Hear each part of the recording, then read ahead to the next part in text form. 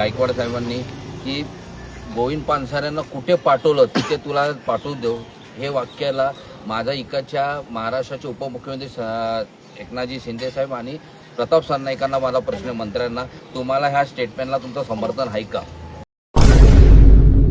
जर तुमचं समर्थन नसेल तर या संजय गायकवाड सारख्या अशा बिंडो ढ आणि अनपढ आमदाराला तुम्ही या पक्षातून हकलपट्टी करणार का? पुस्तकाचं नाव आज के शिवाजी नरेंद्र मोदी. तुलना कोणाची करत आहे हे जे भगवान गोयल भाजपचे नेते आहेत, तुम्ही माहिती गुगलवर घेऊ शकतात.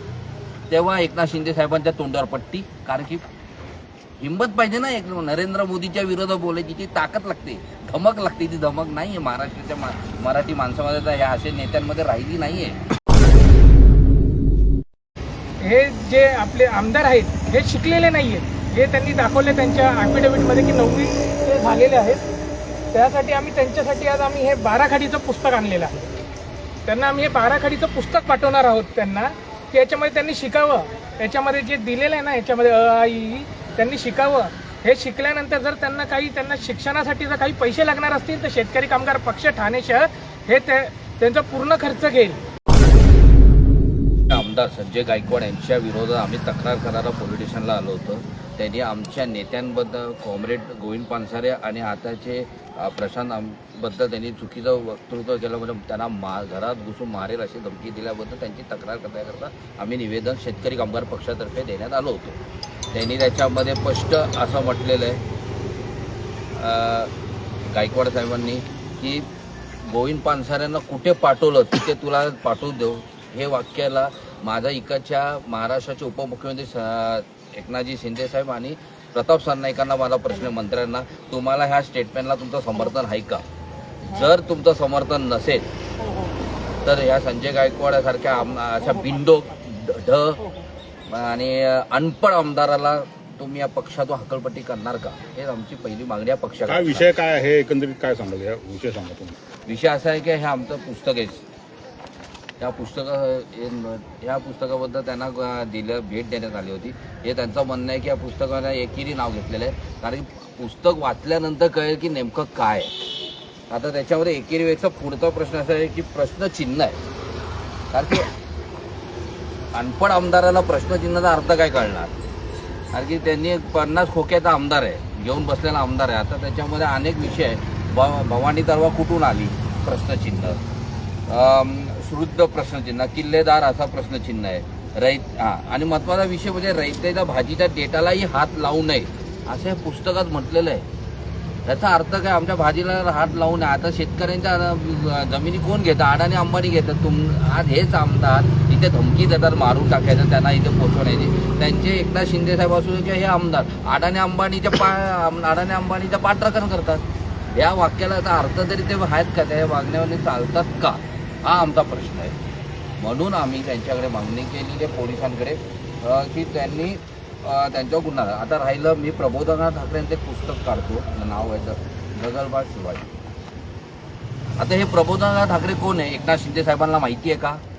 आता प्रश्नचिन्ह आम्हाला एकनाथ शिंदे साहेबांवर आलेलं आहे. तुम्ही प्रबोधनाथ ठाकरेंना तुम्ही ओळखता का? त्यांच्याबद्दल माहिती आहे का? जर माहिती नसेल तर समजून घ्या.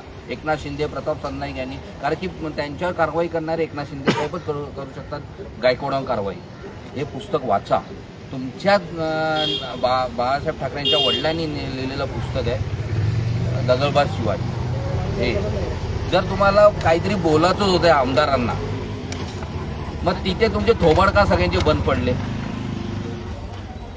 पुस्तकाचं नाव आज के शिवाजी नरेंद्र मोदी. तुलना कोणाची करत आहे हे जे भगवान गोयल भाजपचे नेते आहेत, तुम्ही माहिती गुगलवर घेऊ शकतात. तेव्हा एकनाथ शिंदे साहेबांच्या तोंडावर पट्टी, कारण की हिंमत पाहिजे ना, एक नरेंद्र मोदीच्या विरोधात बोलायची ती ताकद लागते, धमक लागते. ती धमक नाहीये महाराष्ट्राच्या मराठी माणसामध्ये, तर ह्या अशा नेत्यांमध्ये राहिली नाहीये. गायकवाडांमध्ये तर धमक, तिथे बोलण्याची थोबाड पण नाही. हे आता त्यांना आम्ही पाठवणार आहोत. तिथे तुमचं काय थोबाड खोलतं का बघत आहे. आणि प्रताप सरनाईक काय आता हे विकले गेलेले BJPसाठी, मग बोलणार कोण? तिथे ते काही बोलत नाही. आणि आता बोलतात कोण आहे? शिवाजी महाराजांचं पुस्तक जे निघालं, शिवाजी कोण होते प्रश्नचिन्ह आहे. त्या पुस्तकावर ते बोलतात आणि तुलना कुठे म्हणून आम्ही ती तक्रार करायला आलोय. कायद्यानुसार त्यांचा गुन्हा नोंद झाला पाहिजे. आणि एकनाथ शिंदेकडे आमची आपल्या माध्यमातून एकनाथ शिंदेकडे मागणी, अशा आमदारांची लाच मारून हकलपट्टी करा, कारण की त्यांनी धमकी दिलेली आहे. आणि जर तुम्ही आम्ही असं समजू तर तुम्ही त्यांची हकलपट्टी करत नसेल, ह्या धमकीचं तुमचं समर्थन आहे, एवढंच मला आपल्या माध्यमातून सांगता आहे. हा जर काय सांगाल एकंदरीत म्हणजे निवेदन दिलेलं आहे तुम्ही? आज आम्ही वरकरनगर पोलीस स्टेशनच्या सिनियर पीआयना हे निवेदन दिलेले आहे शेतकरी कामगार पक्ष ठाणे शहराच्या वतीने. त्यांना आम्ही सांगितलेलं आहे की कशा प्रकारे हे जे आमदार आहेत बुलढाण्याचे संजय गायकवाड म्हणून, यांनी पुस्तक न वाचता त्यांना एका लग्न समारंभामध्ये एका व्यक्तींनी ते पुस्तक गिफ्ट त्यांना दिलेलं होतं. त्यांनी त्या पुस्तकाचं फक्त बघून त्याच्यावरती आतमध्ये त्यांनी वाचलं नाही, काही नाही, आणि डायरेक्ट त्यांना फोन करून रात्रीचं त्यांनी शिवीगाळ केली. समोरच्या त्या प्रशांत आंबेंनी त्यांना सांगितलं की साहेब आपण ते पुस्तक वाचा, जर आपल्याला त्याच्यामध्ये जर समजा काही आक्षेपार्ह वाटलं तर तुम्ही मला सांगा. हे पुस्तक काय आज प्रकाशन झालेलं नाही आहे, 1988 साली प्रकाशन झालेलं हे पुस्तक आहे. हे आता परत प्रकाशित होत होतं आणि वारंवार हे नुसतं डाव्या विचारसरणींना फक्त टार्गेट करण्याचं काम आहे. मला असं वाटतं हे संजय गायकवाड जे आमदार आहेत यांना नुसतं फक्त चर्चेमध्ये राहण्यासाठी काही ना काहीतरी बेताल वक्तव्य करत असतात. जसं मागे पण तुम्ही बघितलं, जसं त्या यांना मारहाण करणे किंवा काहीतरी असं बेताल वक्तव्य करणं हे त्यांचं धोरण झालेलं आहे. आणि त्यांचे जे मुख्य नेते आहेत एकनाथजी शिंदे साहेब, ते याच्यावरती काही भाष्य करताना दिसत नाही. हे जे आपले आमदार आहेत हे शिकलेले नाही आहेत, हे त्यांनी दाखवले त्यांच्या ॲफिडेव्हिटमध्ये की 9वी ते झालेले आहेत. त्यासाठी आम्ही त्यांच्यासाठी आज आम्ही हे बाराखडीचं पुस्तक आणलेलं आहे. त्यांना आम्ही हे बाराखडीचं पुस्तक पाठवणार आहोत त्यांना, की याच्यामध्ये त्यांनी शिकावं. याच्यामध्ये जे दिलेलं आहे ना, याच्यामध्ये अ, ई त्यांनी शिकावं. हे शिकल्यानंतर जर त्यांना शिक्षणासाठी जर काही पैसे लागणार असतील तर शेतकरी कामगार पक्ष ठाणे शहर हे त्यांचा पूर्ण खर्च घेईल त्यांच्या शिक्षणाचा. पण त्यांनी शिक्षण घेऊन ते पुस्तक पूर्ण वाचावं आणि मग त्याच्यावरती काही बोलावं. आणि त्यांनी जी धमकी दिली आहे त्याच्यावरती कायदेशीर गुन्हा हा दाखल झाला पाहिजे, यासाठी आज आम्ही इथे येऊन निवेदन दिलेलं आहे. काय सांगाल, आपण एकंदरीत पेपर हातात घेतलेला आहे, काय नेमकं त्या पेपरमध्ये? बघा, कालच्या बातमीमध्ये शिवाजी महाराज युद्ध करून थकले असं स्टेटमेंट करून आला तो बाबा म्हणाला, डोंगी बागेश्वर बाबा.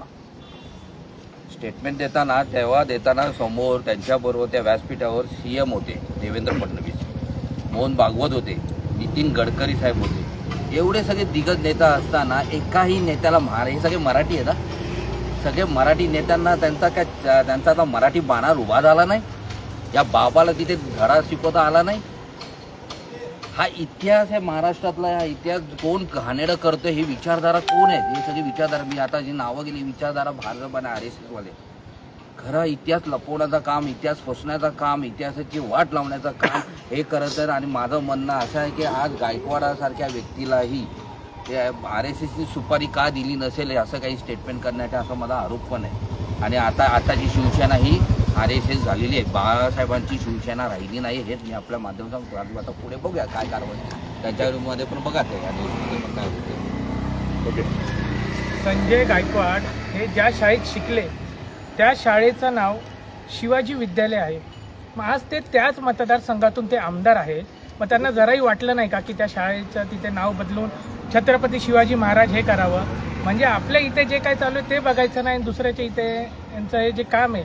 आता डॉक्टर बाबासाहेब आंबेडकरांनी काय सांगितलं की शिक्षण हे वाघिणीचं दूध आहे, ते सर्वांनी प्राशन करावं. मला असं वाटतं हे त्या वाक्याशी वंचित राहिलेले आहे.